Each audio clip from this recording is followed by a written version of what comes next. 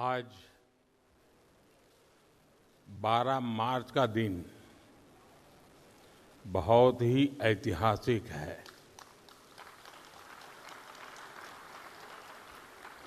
बारह मार्च 1930 को महात्मा गांधी ने साबरमती आश्रम से दांडी यात्रा शुरू की थी।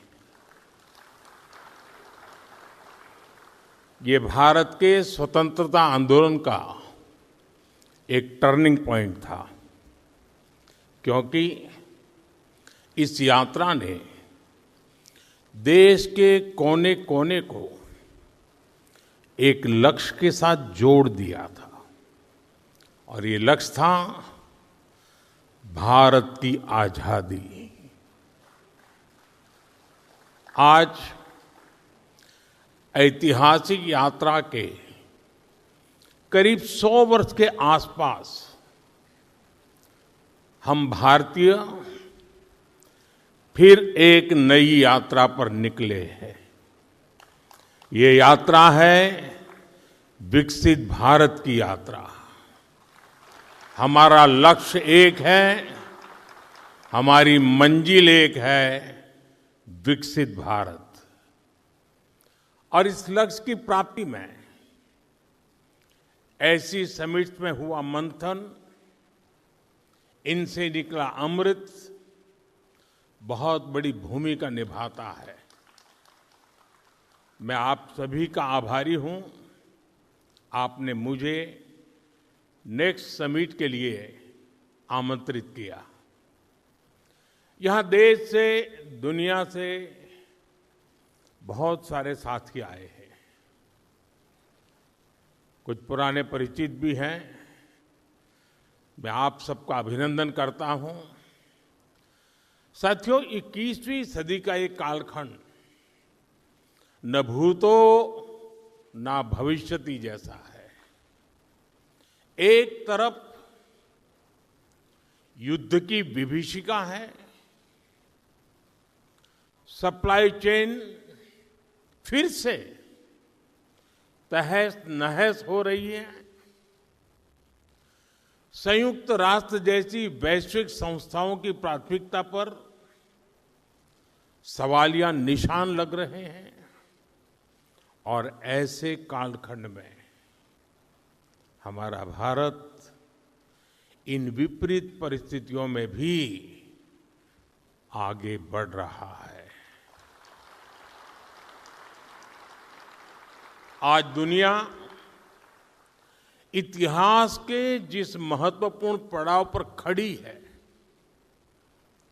उस पड़ाव पर जिस देश का नाम सबसे ज्यादा चर्चा में है, वो है भारत।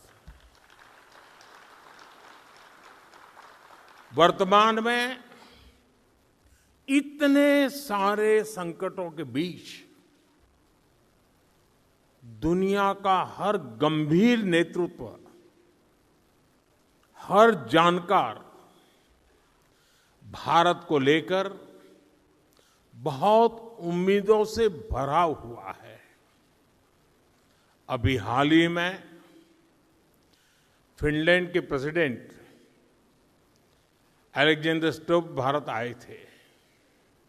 उन्होंने कहा कि अब दुनिया की दिशा ग्लोबल साउथ तय करेगा, और उस दिशा को निर्धारित करने की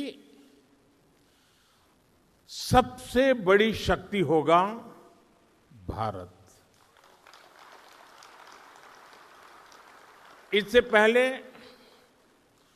कनाडा के पीएम कार्नी ने भी कहा था कि अगले 3 दशकों में दुनिया की इकोनॉमिक ग्रेविटी जिस सेंटर की ओर शिफ्ट हो रही है, उसका नाम है भारत।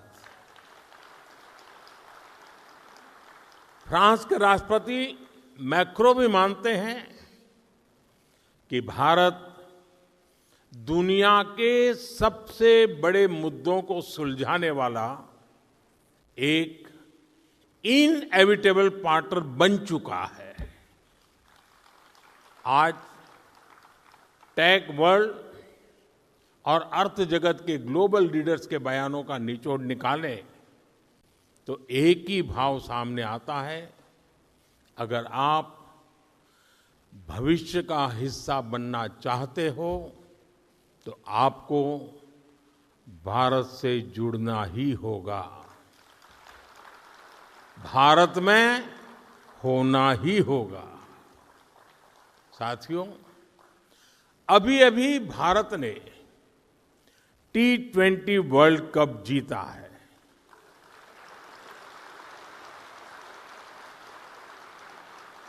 हर कोई खुश है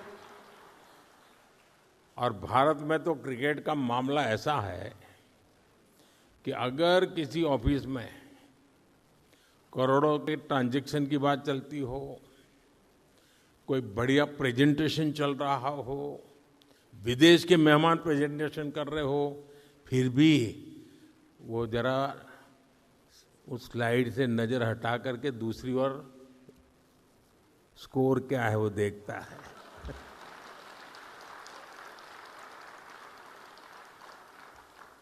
और कोई न कोई तो पूछ ही लेता है, भाई स्कोर क्या है, जरा ठीक से ऐसी स्थिति। अब देखिए, ये है, वैसी ही स्थिति है भारत की अर्थव्यवस्था की। आज हर कोई इकोनॉमी की रनिंग कमेंट्री चाहता है। भारत की इकोनॉमी का पिछले महीने क्या स्टेटस था, आज क्या हाल है, ये सब जानने के लिए देशवासी उत्सुक रहते हैं। मुझे याद नहीं पड़ता कि इतनी उत्सुकता देश में पहले थी या नहीं थी, और थी तो कब थी। ये दिखाता है कि आज भारतीयों के एस्पिरेशंस और आत्मविश्वास किस स्तर पर है। यही दुनिया के भारत पर भरोसे का सबसे बड़ा कारण भी है। और साथियों, निश्चित तौर पर जब इतनी सारी उम्मीदें जुड़ी हो, दुनिया की नजर हमारे देश पर हो, तो स्वाभाविक है कि हम सभी की जिम्मेदारी और ज्यादा बढ़ जाती है। साथियों, आज का भारत सिर्फ आगे नहीं बढ़ रहा, भारत खुद को नेक्स्ट लेवल पर ले जा रहा है। आज देश में नेक्स्ट जनरेशन फिजिकल इंफ्रास्ट्रक्चर बन रहे हैं। हम नेक्स्ट जनरेशन डिजिटल इंफ्रास्ट्रक्चर की ओर बढ़ रहे हैं। यूपीआई ने डिजिटल पेमेंट्स को नेक्स्ट फेज में पहुंचा दिया है। आज भारत दुनिया में सबसे तेज रियल टाइम डिजिटल पेमेंट्स करने वाला देश बना है। साथियों, भारत आज नेक्स्ट जनरेशन रिफॉर्म्स भी कर रहा है। वो रिफॉर्म एक्सप्रेस पर सवार है। कभी भारत में कई काम, कई निर्णय नेक्स्ट टू इम्पॉसिबल माने जाते थे। आज भारत वो निर्णय भी ले रहा है। कभी कहा जाता था कि आर्टिकल 370 हटाना नामुमकिन है, लेकिन आज जम्मू कश्मीर में आर्टिकल 370 की दीवार गिर चुकी है।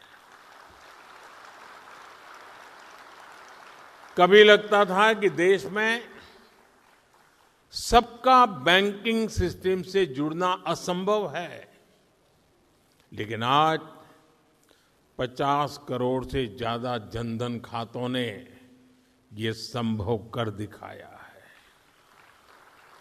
कभी लगता था कि ट्रिपल तलाक को खत्म करना असंभव है, लेकिन आज मुस्लिम बहनों को इस अन्याय से मुक्ति मिली है। कभी महिलाओं को लोकसभा और विधानसभा में 33% आरक्षण भी असंभव लगता था, लेकिन आज इसके लिए कानून बन चुका है।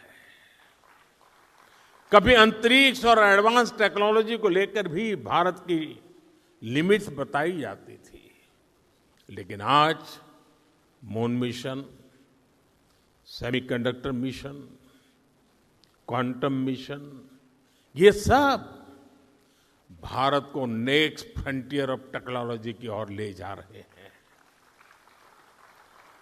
साथियों, आज का भारत केवल सपने नहीं देख रहा, भारत उन्हें सच कर रहा है। इसलिए आज दुनिया कह रही है, India is not just progressing, India is moving to the next. साथियों, देश के विकास का एक बहुत बड़ा आधार होता है कि हम चुनौतियों से कैसे मुकाबला कर रहे हैं। हम सभी जानते हैं कि वैश्विक परिस्थितियां अचानक बदलती हैं। बीते वर्षों में हमने पहले कोरोना की आपदा देखी, फिर रूस यूक्रेन का संकट देखा, और अब हम हमारे बहुत ही पास में एक और बड़ा युद्ध चल रहा है।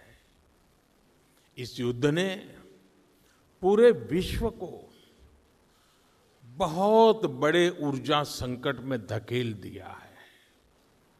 साथियों, ऐसी विकट परिस्थितियों में बहुत अहम है कि एक देश के तौर पर हम इसका मुकाबला कैसे करते हैं।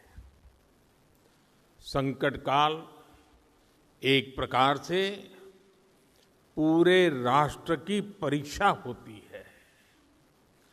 शांति के साथ, धैर्य के साथ हमें परिस्थितियों से निपटना होता है। जन विश्वास बढ़ाकर जनता को जागरूक करते हुए हमें चलना होता है, और इसमें हर किसी की भूमिका होती है। हर राजनीतिक दल की, मीडिया की, सामाजिक संस्थाओं की, इंडस्ट्री की, युवाओं की, गांव की, शहर की, हर किसी की भूमिका बहुत अहम होती है। और हमने कोरोना काल में देखा है, जब सब मिलकर चलते हैं तो संकट से मुकाबले के लिए देश का सामर्थ्य कई गुना बढ़ जाता है। आज देश के सामने एक और चुनौती है, और इसलिए हमें मिलकर प्रयास करने होंगे, राष्ट्रहित को सर्वोपरि रखते हुए अपने कर्तव्य निभाने होंगे।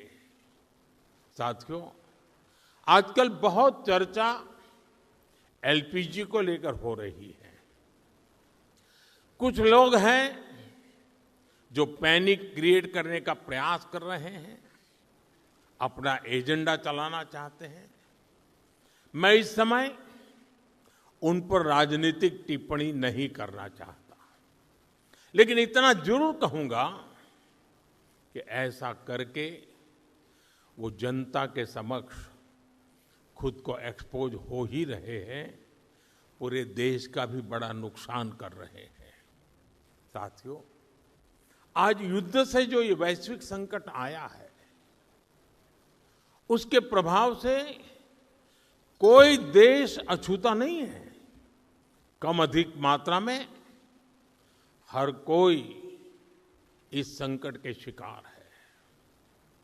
भारत भी इस संकट से निपटने के लिए कोई कसर बाकी नहीं छोड़ रही है। और हम अलग अलग स्तरों पर प्रयास कर रहे हैं। बीते दिनों दुनिया के कई देशों के शीर्ष नेताओं से मेरी इसको लेकर बातचीत हुई है। सप्लाई चेन में जो बाधाएं आई हैं, उससे हम कैसे पार पाएं, इसके लिए भी निरंतर प्रयास चल रहे हैं। साथियों, भारत के तेज विकास के लिए अलग अलग एनर्जी सोर्सेज को बढ़ावा देना निरंतर जरूरी रहा है। और इसको मजबूत करने के लिए हमने 2 स्तरों पर एक साथ काम किया है। पहला, देश में एनर्जी एक्सेस बढ़े, हमने इंफ्रास्ट्रक्चर तैयार किया। और दूसरा, एनर्जी के लिए हमें सिर्फ विदेशों पर निर्भर ना रहना पड़े, इसके लिए एनर्जी सेक्टर में आत्मनिर्भरता पर बल दिया। अब मैं आपको गैस सेक्टर के ही कुछ आंकड़े देता हूं।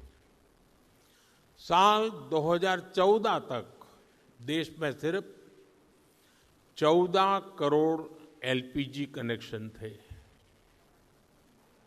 यानी देश के करीब करीब आधे परिवारों के पास ही एलपीजी कनेक्शन था। आज 2 गुने से भी अधिक, यानी करीब 33 करोड़ घरेलू एलपीजी कनेक्शन है। बीते 11 वर्षों में हमने अपनी बॉटलिंग कैपेसिटी को 2 गुना किया है। डिस्ट्रीब्यूशन सेंटर भी 13,000 से बढ़ाकर 25,000 से अधिक हो गए हैं। 2014 में देश में सिर्फ 4 एलएनजी टर्मिनल्स थे, 4 एलएनजी टर्मिनल्स। आज इनकी संख्या भी बढ़कर 2 गुनी हो गई है। गैस पाइपलाइन जो करीब 3,500 किलोमीटर होती थी, उसको 10,000 किलोमीटर तक विस्तार किया है, क्योंकि करीब 60% एलपीजी विदेशों से आती है। इसलिए देश के बड़े बड़े पोर्ट्स, वहां पर इंपोर्ट टर्मिनल कैपेसिटी भी बहुत बढ़ाई गई है। साथियों, साल 2014 से पहले तक देश में सिर्फ 25-26 लाख घरों में ही पाइप से सस्ती गैस यानी पीएनजी की सुविधा थी। आज ये संख्या भी 1.25 करोड़ से अधिक पहुंच गई है। 2014 में देश में सीएनजी पर चलने वाली गाड़ियां भी 10 लाख से ज्यादा नहीं थी। आज ये संख्या 70 लाख से अधिक है। और ये तभी संभव हो पा रहा है क्योंकि बीते दशक में देश के 600 से अधिक जिलों में सिटी गैस डिस्ट्रीब्यूशन नेटवर्क स्थापित किए गए हैं। साथियों, इस वैश्विक संकट ने एक बार फिर दिखाया है कि किसी भी देश का आत्मनिर्भर होना इतना अधिक जरूरी क्यों है। इसलिए ही बीते वर्षों में हमने भारत को एनर्जी सेक्टर में आत्मनिर्भर बनाने के लिए होलिस्टिक तरीके से काम किया है। साथियों, पेट्रोलियम पर निर्भरता को कम करने के लिए हमने इथेनॉल पर, बायोफ्यूल पर बल दिया। 2014 से पहले देश में सिर्फ 1-1.5% इथेनॉल ब्लेंडिंग कैपेसिटी थी। आज हम पेट्रोल में 20% इथेनॉल ब्लेंडिंग के करीब पहुंच रहे हैं। अगर ये काम न किया होता तो हमें बीते 11 वर्षों में करीब 18 करोड़ बैरल अतिरिक्त तेल विदेशों से खरीदना पड़ता। आज की स्थिति देखें तो इथेनॉल के कारण हमें प्रतिवर्ष करीब 4.5 करोड़ बैरल कम ऑयल इंपोर्ट करना पड़ रहा है। यानी करीब 1.5 लाख करोड़ रुपए की बचत तो देश को सिर्फ इसी से हुई है। साथियों, भारत में पेट्रोलियम का बहुत बड़ा कंज्यूमर हमारी रेलवे भी है। हमारे देश में रेलवे लाइनों के इलेक्ट्रिफिकेशन का काम 60 साल पहले शुरू हुआ था। बावजूद इसके 2014 तक 2014 तक सिर्फ 20% रेलवे रूट का इलेक्ट्रिफिकेशन ही हो पाया था। बाकी रेलवे रूट्स पर हजारों डीजल इंजन चला करते थे। आज भारत में ब्रॉडगेज नेटवर्क का करीब करीब 100% बिजलीकरण हो चुका है।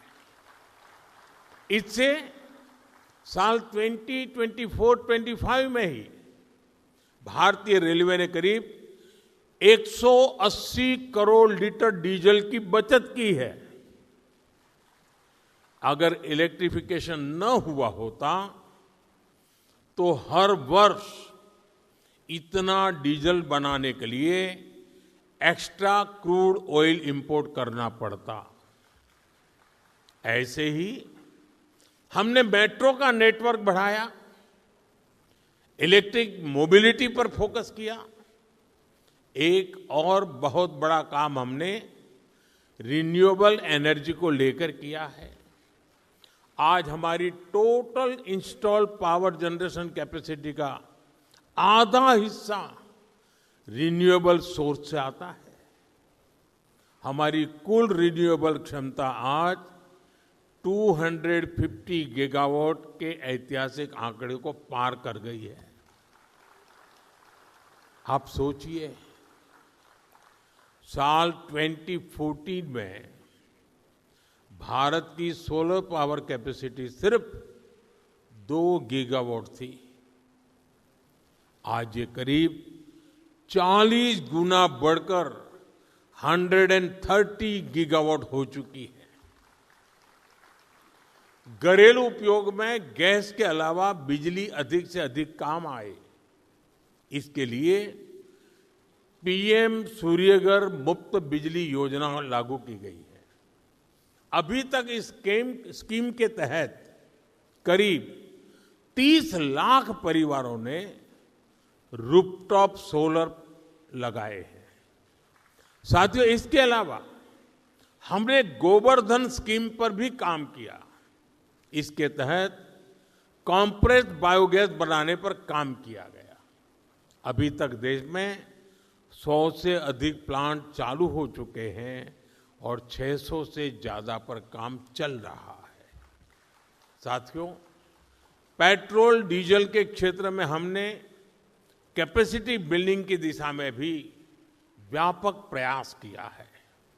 2014 से पहले भारत के पास स्ट्रेटेजिक पेट्रोलियम रिजर्व यानी संकट के समय कच्चा तेल स्टोर करने की कैपेसिटी ना के बराबर थी।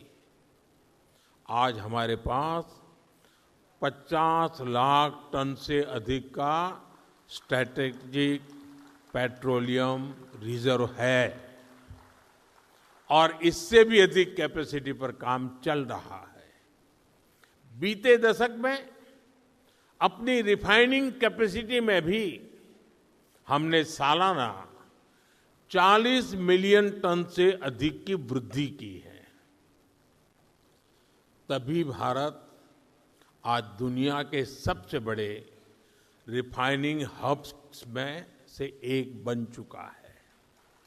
यानी आप अंदाजा लगा सकते हैं कि हम भारत को आत्मनिर्भर बनाने के लिए कितने बड़े पैमाने पर और कितनी बड़ी दिशाओं में काम कर रहे हैं। ये युद्ध की वजह से जो संकट बना है, उसका मुकाबला भी हम जरूर कर पाएंगे। मेरा 140 करोड़ देशवासियों पर पूरा भरोसा है।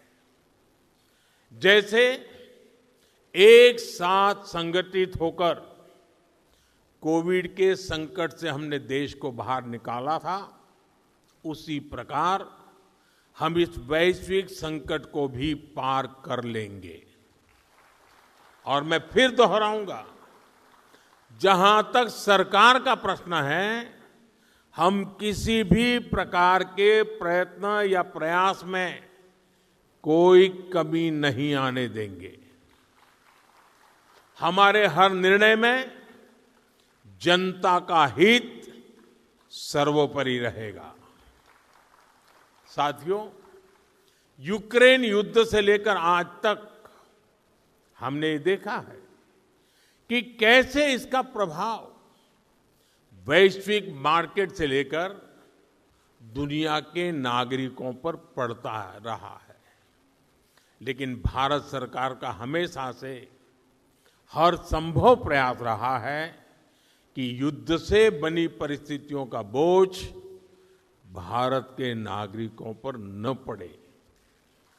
और जब रूस यूक्रेन का संकट बढ़ा था, तो उस कालखंड में फर्टिलाइजर की कीमतें आसमान छूने लगी थी। इसके बावजूद यूरिया की जो बोरी अंतर्राष्ट्रीय बाजार में 3,000 रुपये में मिल रही थी, वो हमने अपने किसानों को सिर्फ 300 रुपये में दी थी। दुनिया में 3,000 रुपया चलता था, हमारे देश में 300 रुपये में दिया जाता था। इस बार भी हमारा हर संभव प्रयास होगा कि देश के किसान, देश के नागरिकों के जीवन पर युद्ध का कम से कम प्रभाव पड़े। साथियों, आज के इस अहम समय में, आज इस मंच से मैं राज्य सरकारों से भी एक अनुरोध है। ये जरूरी है कि कालाबाजारी न हो, अफवाहें न फैलें। इसलिए स्थिति की गंभीरता से मॉनिटरिंग आवश्यक है। जो कालाबाजारी कर रहे हो, उनके खिलाफ बड़े एक्शन भी होने चाहिए। साथियों, बीता एक दशक आत्मनिर्भरता के साथ साथ संवेदनशील गवर्नेंस का भी रहा है। हमारे देश का एक बड़ा हिस्सा, वहां रहने वाले लोग दिल्ली में बैठी कांग्रेस सरकारों की सोच से भी दूर रहे। लेकिन हमारी सरकार ने विकास की दौड़ में पीछे रह गए लोगों को गवर्नेंस की प्राथमिकताओं से जोड़ा। आज इन इलाकों में हाउसिंग हो, रोड्स हो, स्कूल, हॉस्पिटल हो, ऐसे इंफ्रास्ट्रक्चर निर्माण के लिए ही एस्पिरेशनल डिस्ट्रिक्ट योजना, एस्पिरेशनल ब्लॉक योजना, पीएम जनमन योजना जैसे स्पेशल अभियान चलाए जा रहे हैं। साथियों, कांग्रेस की सरकारों का एक बहुत बड़ा पाप ये भी रहा कि उन्होंने देश के एक बड़े हिस्से को माओवादी आतंकी आग में जलने के लिए छोड़ दिया था। देश के करीब करीब हर बड़े राज्य का बहुत बड़ा हिस्सा माओवादी आतंक की गिरफ्त में था। लेकिन साथियों, बीते सालों में देश ने इस स्थिति को बदलने का संकल्प लिया। हम बुलंद हौसले के साथ आगे बढ़े और इसका नतीजा आज देश देख रहा है। साल 2013 में 180 से अधिक जिले, 180 से ज्यादा डिस्ट्रिक्ट माओवादी आतंक से प्रभावित थे। आज माओवादी आतंक से प्रभावित जिलों की संख्या सिंगल डिजिट में पहुंच चुकी है। साथियों, बीते एक साल में ही 2100 से ज्यादा नक्सलियों ने आत्मसमर्पण किया है। 900 से ज्यादा नक्सलवादियों की गिरफ्तारियां हुई हैं और जो हथियार छोड़ने के लिए तैयार नहीं थे, ऐसे 300 से अधिक कट्टर नक्सलियों को सुरक्षा बलों ने मार गिराया है। इसका ये परिणाम हुआ है कि जो इलाके कभी डर के साए में जीने को मजबूर थे, वहां आज विकास की नई ऊर्जा का संचार हो रहा है। साथियों, भारत आज जिस गति से आगे बढ़ रहा है, उसकी प्रगति की गति को रोकना असंभव है। 140 करोड़ भारतीयों की आकांक्षा आज नेक्स्ट लेवल पर है। मैं जानता हूं कि जब एक सपना पूरा होता है तो नए सपने, नई आकांक्षाएं जन्म लेती है और मैं इसे बोझ नहीं मानता, बल्कि जनता के विश्वास की पूंजी मानता हूं।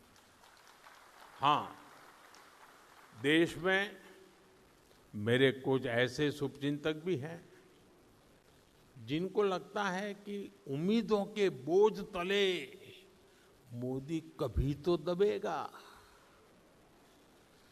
कभी तो कुचला जाएगा, लेकिन उनकी नीयत इतनी खोटी है कि उनकी उम्मीदें पूरी हो ही नहीं सकती।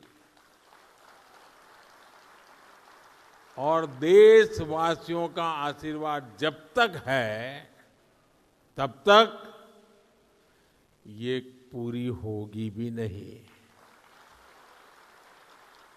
अब सिर्फ 140 करोड़ भारतीयों की आशाएं और आकांक्षाएं ही पूरी होकर के रहने वाली है। भारत हर सेक्टर में आत्मनिर्भर बनेगा। भारत हर हाल में विकसित बनेगा। इसी भावना के साथ मैं अपनी बात को विराम देता हूं।